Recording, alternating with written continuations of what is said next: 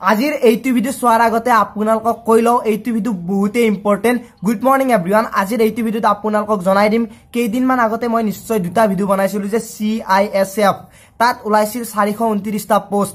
এতিয়া বহুতে কমেন্ট কৰি আছে যে এইটো টেম্পৰাৰী পোষ্ট নেকি।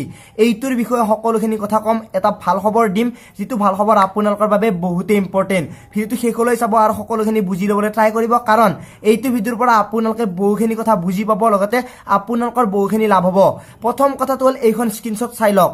এইটো হৈছে অফিচিয়েল ৱেবসাইট আৰু এইখন হৈছে অফিচিয়েল নোটিফিকেশন।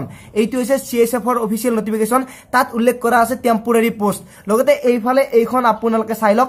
এইখন হৈছে কেইদিনমান আগতে ওলোৱা ITBP ৰ অফিচিয়েল নোটিফিকেশন। তাতো লিখা আছে টেম্পৰাৰী পোষ্ট। এইটো কিয় উল্লেখ কৰা থাকে তাৰ ওপৰত মই এটা ভিডিও বনাম, টেম্পৰাৰী কি পোষ্ট, পাৰ্মানেন্ট কি পোষ্ট। তাৰ আগতে আপোনালোকে জানি লওক কেইদিনমান আগতে দিল্লী পুলিচত কেইটামান পোষ্ট ওলাইছিল, তাতো টেম্পৰাৰী বুলি উল্লেখ কৰা আছিল।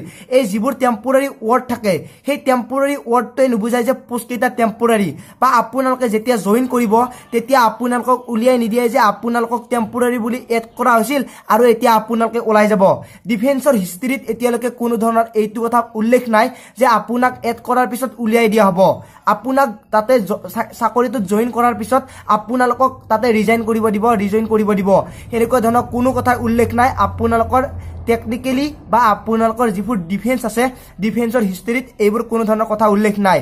এইটো আছিল আপোনালোকৰ বাবে মেইন পইণ্ট, অৰ্থাৎ এইটো টেম্পৰাৰী পোষ্ট নহয়, বা আপোনালোকে তাতে জইন কৰাৰ পিছত আপোনালোকে চাকৰিটো কৰাৰ পিছত আপোনাক উলিয়াই দিয়া নহয়।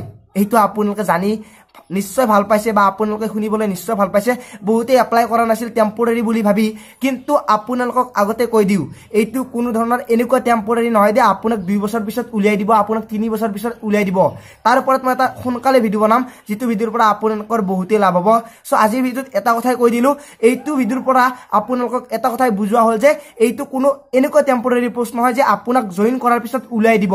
নিশ্চয় সহজভাৱে বুজি পাইছে। যদি বুজি পোৱা নাই তেনেহ'লে কমেন্টত জনাব। লগতে আপোনালোকক এটা কথা কৈ দিও, এই পোষ্টত সকলোৱে এপ্লাই কৰিব পাৰিব, কোনো ধৰণৰ ডিস্ট্ৰিক্টৰ কথা উল্লেখ নাই। অসমৰ যৰে নহওক কিয় ল'ৰা ছোৱালী সকলোৱে এপ্লাই কৰিব লাগিব। যদি আপোনালোকে ডিটেইলছৰ ভিডিওটো চোৱা নাই তেনেহ'লে লিংকটো ডেসক্ৰিপচনত দি আছে, সেইটো ভিডিও চাই সকলোখিনি ডিটেইলছ বুজি পাব। আৰু মোৰ এটা JM ব্লগছ বুলি চেনেল আছে, ধুনীয়া ব্লগ এটা আপলোড কৰিছো, সেইটো ভিডিও চাবলৈ নাপাহৰিব। লিংকটো ডেসক্ৰিপচনত দিয়া আছে, গৈ চেক কৰিব পাৰে। লগতে এইটো চেনেলো এইখিনিত থকা জিতুমণি নামৰ চেম্পলটো ক্লিক কৰি সাবস্ক্ৰাইব কৰিব নাপাহৰিব। আজিলৈ মানে পুনৰ লগ পোৱাৰ আশাৰে মই জিতুমণি, জয় আই অসম।